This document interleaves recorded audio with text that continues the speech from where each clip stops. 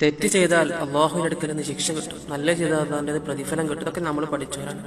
എത്ര പേരാണ് ദുനിയാവിൽ തെറ്റുകളായി നടക്കുന്നത്? അവർക്ക് എന്താ ശിക്ഷ കിട്ടുന്നത്? അവർ അള്ളാഹു വീണ്ടും വീണ്ടും ഇങ്ങനെ ഉയർത്തിക്കൊണ്ടുപോയി.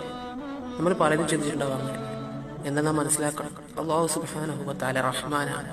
അള്ളാഹുവിന് ലോകത്ത് വഴിപ്പെട്ടവനും അള്ളാഹുവിന് വഴിപ്പെടാത്തവർക്കും ഒക്കെ അള്ളാഹു എന്ത് ചെയ്യും? ഗുണങ്ങൾ നൽകും.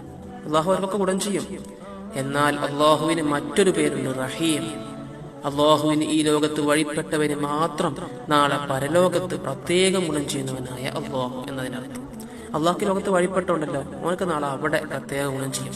ഇവിടെ അള്ളാഹു പറഞ്ഞത് കേൾക്കാതെ, നിസ്കരിക്കാതെ, നോമ്പെടുക്കാതെ തെറ്റുകളെല്ലാം ചെയ്തു കൂട്ടി നടക്കുന്ന ആളുകളുണ്ടല്ലോ, അവരൊക്കെ നാളെ അവിടെ പെടും. അവിടെ അള്ളാഹിന്റെ ഒരു ഗുണം അവർക്ക് കിട്ടില്ല. ദുനിയാവിൽ അള്ളാഹ് അങ്ങനെ വിട്ടുകൊടുക്കുകയാണ്. അത് കണ്ടിട്ട് ആരും വിഷമിക്കണ്ട, ആരും അഹങ്കരിക്കുകയും വേണ്ട. തെറ്റ് ചെയ്യുന്നവന് അവിടെ വെച്ച് അള്ളാഹു കൊടുക്കും. ഇവിടെ അസ്രായേലിനെ കണ്ടുമുട്ടുന്നത് മുതൽ അവന്റെ നാശം ആരംഭിക്കുകയാണ്. അള്ളാഹു കാത്തുരക്ഷിക്കുമാറാകട്ടെ.